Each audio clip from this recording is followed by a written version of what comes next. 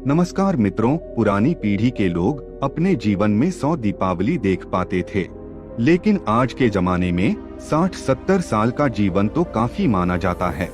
और उसमें भी जो लोग अच्छे होते हैं वह तो और भी कम उम्र में ही इस दुनिया को छोड़कर मृत्यु को प्राप्त कर लेते हैं। और आपने यह भी सुना होगा कि भगवान अच्छे लोगों को जल्दी बुला लेते हैं, लेकिन क्या आपको पता है कि ऐसा क्यों होता है? क्यों दूसरों का भला करने वाले और अच्छे लोग बुरे और दुष्ट लोगों की तुलना में जल्दी मृत्यु प्राप्त करते हैं? आपने लोगों को यह भी कहते हुए सुना होगा कि इस भले इंसान को इतनी जल्दी मौत क्यों आ गई और वह दुष्ट पापी अभी तक मरता क्यों नहीं है।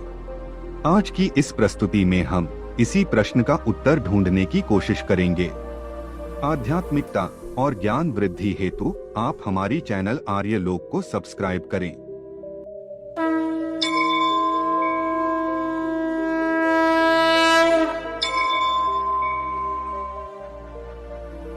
मित्रों, हमारे सनातन धर्म में माना जाता है कि किसी व्यक्ति के जन्म से पहले ही यह तय हो जाता है कि उसका जन्म कहाँ होगा, उसके माता पिता कौन होंगे, उसका विवाह किसके साथ होगा और उसकी मृत्यु कहाँ होगी और कब होगी। सभी धर्मों में मृत्यु को एक अटल सत्य माना गया है और जिसने जन्म लिया है उसे एक ना एक दिन मरना ही पड़ता है।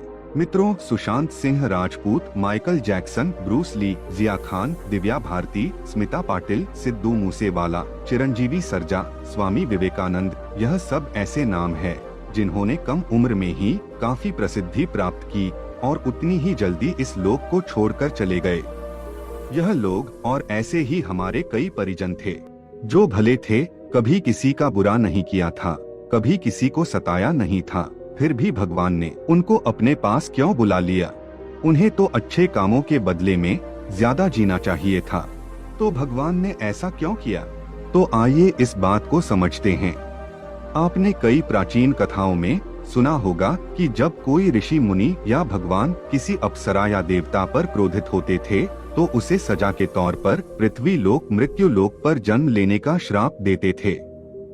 यानी यह मृत्यु लोक दूसरे लोकों की तुलना में ऐसी भयानक और दुखदायक जगह है जहां सजा के तौर पर देवताओं और अप्सराओं को भेजा जाता था और सजा मिलने पर वह देवता और अप्सरा गिड़गिड़ाते थे कि हे प्रभु, हमसे गलती हो गई, हमें माफ करें और हमारी सजा कम करें।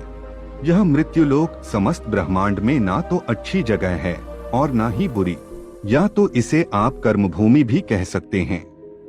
और कर्मों के हिसाब से ही आपकी आगे की यात्रा तय होती है। लेकिन जब हम जन्म लेकर यहाँ आते हैं तो हमें इस मृत्युलोक की माया जाल और मोह माया घेर लेती है और हमें यह मृत्युलोक अच्छा लगने लगता है। हमें इस मृत्युलोक और यहाँ रहने वाले लोगों से मोह हो जाता है।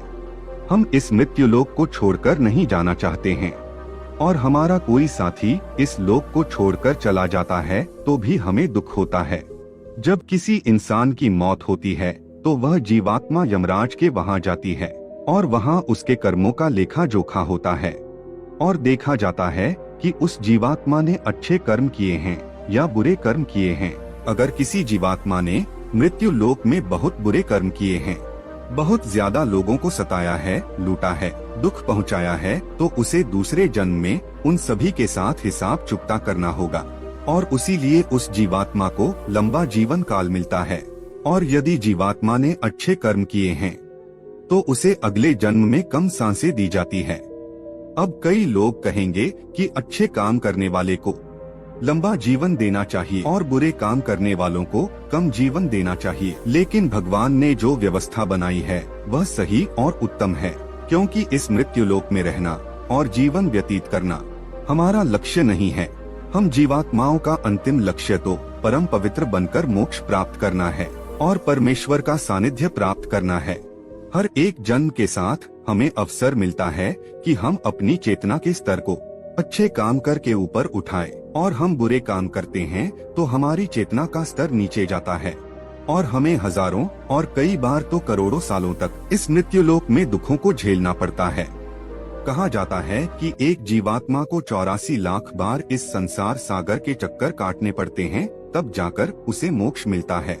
लेकिन जो जीवात्मा अच्छे हैं, भले काम करते हैं, वह जीवात्मा जल्द से जल्द शुद्धता प्राप्त कर ले और कुछ ही जन्मों में के बाद मोक्ष प्राप्त कर ले। इसीलिए परमात्मा उनका जीवन काल कम रखता है और वह जीवात्मा इस मृत्युलोक के कष्टों को कम सहन करे और परम धाम में जाकर परम शांति और परम आनंद को प्राप्त करें। और जिस जीवात्मा ने मृत्यु लोक में बुरे काम किए हैं, उसे इस मृत्युलोक की यातनाओं को ज्यादा देर तक सहन करना पड़ता है और कई हजारों लाखों जन्म के बाद जब उसकी आत्मा पवित्र होती है, तब जाकर उसे परमधाम की प्राप्ति होती है। दूसरी बात यह है कि हमारा इस मृत्युलोक में जन्म किसी न किसी उद्देश्य से होता है और जब वह उद्देश्य पूरा हो जाता है तो भगवान हमें वापस बुला लेते हैं। ऐसा नहीं है कि सभी लंबा जीवन जीने वाले लोगों ने पूर्व जन्म में बुरे काम ही किए हो, लेकिन वह अभी जीवित है, तो इसका मतलब यह है कि उनके जीवन का उद्देश्य अभी तक पूरा नहीं हुआ है। तो आप समझ गए होंगे कि अच्छे लोगों की मृत्यु जल्दी क्यों हो जाती है। तो हमारे जो भी प्रियजन थे और जिनकी मृत्यु जल्दी ही हो गई हो, वह एक पवित्र आत्मा थी और जितने दिनों तक हमें उनका सानिध्य प्राप्त हुआ, वह हमारा सौभाग्य था। उनकी मृत्यु के बाद हमें प्रार्थना करनी चाहिए कि उनकी आत्मा जल्द से जल्द परमधाम को प्राप्त करे और परम शांति और परम आनंद को प्राप्त करें। तो मित्रों, आज की यह प्रस्तुति आपको पसंद आई है तो वीडियो को लाइक और ऐसी ही जानकारी के लिए चैनल को सब्सक्राइब करें। धन्यवाद।